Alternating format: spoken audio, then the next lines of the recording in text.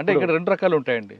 ఉద్యమాన్ని సానుభూతి పరంగా సామాజిక కోణంలో లా అండ్ ఆర్డర్‌గా చూసేవాళ్ళు కొంతమంది ఉంటే, అవును. ఆ ఉద్యమం లా అండ్ ఆర్డర్ ఇష్యూ కాదు, ఈ సామాజిక కోణంలో ఉండాలి, వీళ్ళు మనలాంటి మనుషులు అంటూ హ్మ్. మీ వైపు సానుభూతి లాంటివి అవును. చూపిస్తూ హ్మ్. కొంచెం సాఫ్ట్ కార్నర్ వెళ్ళే ఓకే. వాళ్ళు కొంతమంది ఉంటారు. అవును. మరి కొంతమంది లా అండ్ ఆర్డర్ ఇష్యూ ఖచ్చితంగా వాళ్ళని ఇష్యూ చేయాలి, వాళ్ళని క్లోజ్ చేయాలని కొంతమంది ఉంటారు. అవును. మరి కొంతమంది పార్టీలోకి మన అప్పుడున్న యువత వెళ్లకుండా వాళ్ళ మార్పు తీసుకొచ్చి ఆ భావజాలం వైపు తిరగకుండా మార్చే వాళ్ళు మరికొంతమంది ఉంటారు. అవును సార్. ఈ మూడిటి కూడా పార్టీకి నష్టం చేకూర్చేవి. ఒక్కొక్క అవును. రకంగా ఒక్కొక్కటి చేసిర్రు. ఉంటుంది. అవును. కానీ ఎక్కువగా నష్టపరిచేది పార్టీకి అప్పుడు ఎవరండి? అప్పట్లో వాస్తవంగా కొంత బాలసుబ్రహ్మణ్యం ఎస్పీగా చేసినటువంటి ఉమ్. తర్వాత సాంబశివరావు ఆయన ర్యాష్గా వెళ్ళకపోయేటోళ్ళు వీళ్ళిద్దరు. కాకపోతే మోటివేషన్ ప్రజల్ని వెళ్ళకుండా వాళ్ళ పిల్లలు వెళ్ళకుండా మోటివేషన్ చేసేదంటూ వీళ్ళు ప్రధానంగా. ఉమ్. తర్వాత కొత్తకోట శ్రీనివాసరెడ్డి, వినాయక లడ్డా, మహేష్ చంద్ర లడ్డా. మహేష్ చంద్ర లడ్డా వీళ్ళు కొంత ఉద్యమాన్ని నిలువరించాలి అనేటువంటి దాంతోన మూవ్ అయినరు. అయితే ప్రభుత్వం ఇచ్చేటటువంటి ఫలాలు సరెండర్ అయినటువంటి వాళ్ళకు అందరు సక్రమంగానే అందించారు. ఉమ్. కొద్దిగా ఏంటంటే కొద్దిగా రఫ్గా వచ్చేటటువంటి ర్యాష్గా వచ్చేటటువంటి వాళ్ళు కొంత ర్యాష్గా ఉన్నప్పటికీ వాళ్ళ లోపల కొంత మెతకదనం ఉండేటువంటి వాళ్ళు అంతా బాలసుబ్రహ్మణ్యం ప్లస్ సాంబశివరావు సార్. ఎంతకాలం మీరు ఉన్నారండి ఉద్యమంలో? నేను 14 సంవత్సరాలు ఉన్నాను. మరి ఎందుకు బయటకు వచ్చారు? వాస్తవంగా సార్ నేను బయటికి రావడానికి కారణం ఏంటిదంటే రాకముందు ఒకసారి అరెస్ట్ అయినట్టున్నారు కదా? అరెస్ట్ అయినా సార్. ఒకసారి అరెస్ట్ అయ్యాను. ఎక్కడ అరెస్ట్ అయ్యారు? నేను నాగ్పూర్లో అరెస్ట్ అయ్యాను సార్. ఉమ్. నేను క్రాంతి రణదేవ్ ఇద్దరం ఒకేసారి అరెస్ట్ అయ్యాము. ఉమ్. ఇక్కడ నుంచి నేను పనుల రీత్యా ఈస్ట్కు ట్రాన్స్ఫర్ అయినా. అంటే బయటి పనులే ఎక్కువ చేశాను. అంటే కొరియర్గా ఉమ్. ఇప్పుడు నేను గణపతికి కొరియర్గా చేశాను, ఉమ్. క్రాంతి రణదేవ్కి చేశాను, తర్వాత అప్పారావు, టాక్మూరప్ప. శాఖమూరి అప్పారావు. ఆ టెక్ అవసరాల రీత్యా నన్ను అక్కడికి ట్రాన్స్ఫర్ చేయడం జరిగింది. నాగ్పూర్లో అంత ఈజీగా ఎలా దొరికారు? ఈజీగా అంటే సార్ అప్పటికే చాలామంది ఒక బెల్ట్ అరెస్ట్ అయ్యిండ్రు, 18 మంది అరెస్ట్ అయ్యిండ్రు అంతకుముందు నాకంటే బిఫోర్. నేను లాస్ట్గా ఉహు. ఆదిలాబాద్లో శంకర్రావు అని చెప్పేసి ఒక ఆయన ముందు అరెస్ట్ అయ్యిండు, ఇంకొక ఆయన అరెస్ట్ అయ్యిండు. ఈ క్రాంతి రణదేవ్ ఉన్నాడు కదా సార్, ఆయనకు అప్పుడే కొత్తగా పెళ్ళి అయింది. ఆయనకు ఒక రూమ్ తీసుకున్నారు వాళ్ళ మిస్సెస్కు, ఆయనకు ఆ రూమ్ మాకు షెల్టర్కి ఇచ్చారు. ఆయన వాళ్ళు వెళ్ళిపోయిన తర్వాత ఆ షెల్టర్ ఇచ్చిండు. ఆ రూమ్ ఎవరైతే మా కోసం తీసుకున్నాడో రణదేవ్ కోసము వాళ్ళు అరెస్ట్ అయ్యారు, భార్యాభర్తలు. వాళ్ళు అరెస్ట్ అయ్యడంతో మా డెన్ను దొరికింది. మా డెన్నులో మేము పోయింది ఒక 4 రోజులు 5 రోజులు ఉన్నాం సార్ అంతే. 5 రోజులలోనే మమ్మల్ని వాళ్ళు క్యాచ్ చేశారు. అంటే వాస్తవంగా హైదరాబాద్ నుంచి చేసిండ్రు. హైదరాబాద్ మన ఏపీ పోలీస్ నుంచి మేము రక్షింపబడి ప్లస్ అటు పోయిన తర్వాత ఈజీగా క్యాచ్ అయినాం సార్. కారణం ఏంటిది అంటే అప్పుడు నాగ్పూర్ అనేటువంటిది ఇప్పుడు చాలా డెవలప్డ్ సిటీ అయింది సార్. అప్పుడు ఏంటంటేనంటే ఆ ట్రక్ మాకు తెలిసిన ఇన్ఫర్మేషన్, ఆ ట్రక్ వాళ్ళని మొత్తం కూడా జామ్ చేసి ఇగో పలానా రూమ్ నుంచి పలానా రూమ్కి ఎవరు సామాన్లు తీసుకుపోయారంటే అట్లా ఐడెంటిఫై చేసి మాకు దొరికింది. తీసుకొచ్చి అక్కడ ఏ జైల్లో పెట్టారండి? నన్ను తీసుకొచ్చి ఫస్ట్ చంద్రాపూర్ జైల్లో పెట్టారు సార్.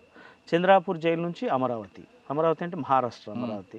అది హై సెక్యూరిటీ యార్డ్. అందులో పంజాబ్ టెర్రరిస్టులు, నేను, ఒక శంకర్రావు, అంటే దాదాపు ఒక 18 మంది ఉండే షెల్లో మేమిద్దరము, కన్మలందరూ కూడా వాళ్ళు నార్త్ ఇండియన్స్. వాళ్ళు అంటే మీరు చేసిన యాక్షన్ ఇక్కడ ఉంటే మహారాష్ట్రలో ఎందుకు అరెస్ట్ చేశారు? అక్కడ అరెస్ట్ అంటే సార్ ఇప్పుడు కేసులు ఉన్నాయా? అక్కడ కేసులు ఏం లేవు. అక్కడికే మర్డర్ కేసు పెట్టారు రాజూరా పోలీస్ స్టేషన్లో. ఇప్పుడు పోలీసు వాళ్ళు తలుచుకుంటే ఏమైనా చేయగలరు. ఇప్పుడు నేను అక్కడ యాక్టివిటీస్లో లేకున్నా నేను అక్కడ దొరికిన కాబట్టి అక్కడ ఏదో ఒక పోలీస్ స్టేషన్ సరౌండింగ్లో ఏదైనా యాక్షన్ ఏదైనా జరిగితే మమ్మల్ని దాంట్లో చూపిస్తాం. ఎంతకాలం ఉన్నారండి చంద్రాపూర్ అమరావతిలో? 1 year ఉన్నా సార్. తర్వాత మరి ఏపీకి తీసుకురాలేదా మీకు? ఏపీకి తీసుకొచ్చారు సార్. ఏపీకి అంటే మన మహబూబ్ నగర్కి మళ్ళీ మహబూబ్ నగర్ జైల్లో కొంత అప్పుడు ఎట్లా ఉన్నాం సార్, మనకు కొద్దిగా ర్యాష్గా ఉంటుంటిమి, కొద్దిగా ఉద్యమ స్వభావం ఉంటుండే. ఈ ప్రతిదాన్ని జైల్లో ప్రశ్నించడంతో కొద్దిగా జైల్లో కొద్దిగా గలాట అయింది. ఆ, జైలు వార్డెన్కు నాకు ఇద్దరము కొట్టుకోవడం జరిగింది. అప్పుడు మళ్ళీ వాళ్ళు నా మీద లాఠీ చార్జ్ చేశారు. లాఠీ చార్జ్ చేయడం నాకు బాగా దెబ్బలు తగినాయి. అక్కడ నుంచి కోర్టుకు తీసుకొచ్చారు, మహబూబ్నగర్ కోర్టుకి. మళ్ళీ కోర్టుకు అప్పచెప్పాలి కదా, అప్పటికి మాకు దెబ్బలు తాకినాయి నాకు. దాంతో ఏంటంటే దెబ్బలు తాగితే మళ్ళీ మేజిస్ట్రేట్ ముంగట వీళ్ళు చెప్తారు, ఎందుకంటే అప్పటికి మేము ఉద్యమంలో ఉన్నాం కదా, మళ్ళీ ఇదంతా లపడా ఎందుకు, ఆయన అక్కడ పంపించడం ఎందుకు, ఇక్కడనే పెట్టాలని చెప్పేసి ఇటు ఉంచడంతో అక్కడ కేసులు నేను మళ్ళీ దాన్ని వాళ్ళు ఏం చేయలేని నేను ఇక్కడనే రిలీజ్ అయిన, బెయిల్ తీసుకొని వచ్చారు.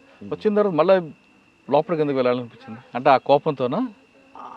ఆ కోపంగా సార్. ఇంకొకటి ఏం సార్ అంటే, ప్రతి వాళ్ళు అరెస్ట్ అయినటువంటి వాళ్ళు, ఉద్యమ భావాలు ఉన్నటువంటి వాళ్ళు మళ్ళీ ఉద్యమంలోకి పోవాలని చూస్తారు. అంటే అరెస్ట్ అయిన అప్పుడు మీకు ఎవరు కాంటాక్ట్ అయ్యారు బయటకు వచ్చాక? బయటకు వచ్చి సాధారణంగా బయటికి రాగానే పోలీసులు వేరే కేసులు లోన పంపిస్తారు కదా, మీ మీద నిఘా లేదా?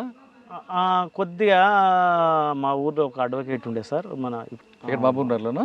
మహబూబ్నగర్లో. ఆయన మా ఊర్లో ఒక ఆయన పార్థసారథి రెడ్డి అని చెప్పేసి అడ్వకేట్, నన్ను మా మిస్సెస్ను ఇద్దరిని కలిసి తీసుకొని పోయారు. తీసుకొని పోయిన తర్వాత ఏం లేదు సార్, మంచిగానే ఉంటారు, మళ్ళీ వాళ్ళు ఉద్యమంలో ఏం పోరు అని చెప్పేసి వాళ్ళు కాన్ఫిడెన్స్ ఇచ్చారు. సరే చూద్దాంలే, పరిశీలనలు పెడదామని చెప్పేసి పంపించారు. మాకు అప్పటికి కాంటాక్ట్ దొరకలేదు. ఆ కాంటాక్ట్ వచ్చిన తర్వాత మళ్ళీ వెళ్ళిపోవడం అనేటువంటి. నల్లమలకు వచ్చారా? నల్లమలకు పోయారు. అప్పుడు ఎంతకాలం ఉన్నారండి రెండోసారి? నేను 7 సంవత్సరాలు ఉన్నా సార్. ఓకే. 7 సంవత్సరాల్లో మీరు యాక్షన్లు ఏమున్నాయి? నాది మొత్తం ఆర్గనైజేషన్ ఫీల్డ్ సార్. యాక్షన్ ఇప్పుడు ఇటు సైడ్ వస్తే యాక్షన్స్ ఉంటాయి, అటు మన అమ్రాబాదు ఆ ఏరియాకి పోతే యాక్షన్స్ ఉంటాయి. నేను నల్లమల, ఓన్లీ నల్లమల అంటే ఓన్లీ గిరిజన ప్రాంతాన్ని ఆర్గనైజ్ చేశాను. వాళ్ళకు వ్యవసాయం ఎట్లా డెవలప్ చేయాలి, వాళ్ళకు సహకార సంఘాలని ఎట్లా పెట్టాలి, అక్కడ సలేశ్వరము జాతర ఉంటుంది, అది ఒక కోమటి వాళ్ళ చేతిలో ఉండేది, అది గుంజి మళ్ళీ గిరిజనుల చేతులకు ఎట్లా వాళ్ళని ఎట్లా అభివృద్ధి చేయాలనేటువంటిది. వాళ్ళకు వ్యవసాయం రాదు, వ్యవసాయం రాకపోతే వ్యవసాయానికి పనిముట్లు ఎట్లా ఏం చేద్దాం, ఇది నా ఆర్గనైజేషన్ మొత్తం కాన్సన్ట్రేషన్ అంతా ఓన్లీ గిరిజనులు. అంటే మొత్తం టోటల్గా నల్లమలలోనే నా ఉద్యమ ప్రస్థానం అంతా. ఓకే. మరి ఇంత కష్టపడి మీరు అంటే నల్లమలలో పార్టీ మనుగడ అయిపోతున్న టైంలో బయటకు వచ్చారా, లేదు మీరు వ్యక్తిగత కారణాలతోనే సరెండర్ అయ్యారా? నేను వ్యక్తిగత కారణాలతోనే సరెండర్ అయ్యాను సార్. వ్యక్తిగత కారణాలు అంటే అప్పటికి ఉద్యమంలో ఈ కమ్యూనికేషన్ గ్యాప్ ఎట్లా ఉంటుంది సార్ అంటే, ఒక ఊర్లో ఉట్టిగానే వానికి పడకున్నా కూడా మా దగ్గరికి వచ్చేసి వాడు ఇన్ఫార్మర్ అని చెప్పేస్తారు. అది పార్టీ వెనక ముందు ఆలోచించకుండా వాడిని చంపేస్తారు. అని చంపేస్తే వాని పిల్లలు ఆగమవుతారు. అట్లా నా దృష్టికి వచ్చినటువంటివే దాదాపు 13 సంఘటనలు ఉన్నాయి సార్. దాంతో నేను ఇన్యాక్టివ్ కావాల్సి వచ్చింది. ఇంకొకటి మెయిన్గా పోలీస్ స్టేషన్లో ఏదైతే నాకు రక్షణ ఇచ్చినటువంటి మోహన్ చనిపోయాడో, నాకు అప్పుడు కొంత సీరియస్గా థింక్ చేశాను. దాని మూలంగా ఈ సంఘటనలు అంటే ఏదైతే ఉద్యమంలో మనం జాగ్రత్తలు తీసుకుంటే ఉద్యమం రక్షించబడుతుంది, కానీ అది చేయకుండా ఇప్పుడు ఒక శత్రువు ఉన్నాడు, ఆయనకు దూరంగా ఉంటే అయిపోతుంది కదా సార్. మన వాళ్ళ దగ్గరికి పోయి వాళ్ళను పోలీస్ ఇన్ఫార్మర్ అని చెప్పేసి ముద్ర వేసి చంపడం అనేటువంటిది కరెక్ట్ థింక్ కాదు. ఇన్ఫార్మర్ పేరు మీద చంపడం అనేది కరెక్ట్ కాదని మీరు వ్యతిరేకించారు. మీరు పార్టీ దృష్టి తీసుకెళ్ళొచ్చు కదా? తీసుకెళ్ళాం సార్. అది కొన్ని సందర్భాల్లో పార్టీ కూడా దాన్ని రివ్యూ చేసుకున్నది, ప్లస్ వాస్తవమే తప్పు అనేటువంటిది కూడా పార్టీ ఒప్పుకున్న సంఘటనలు కూడా కొన్ని ఉన్నాయి.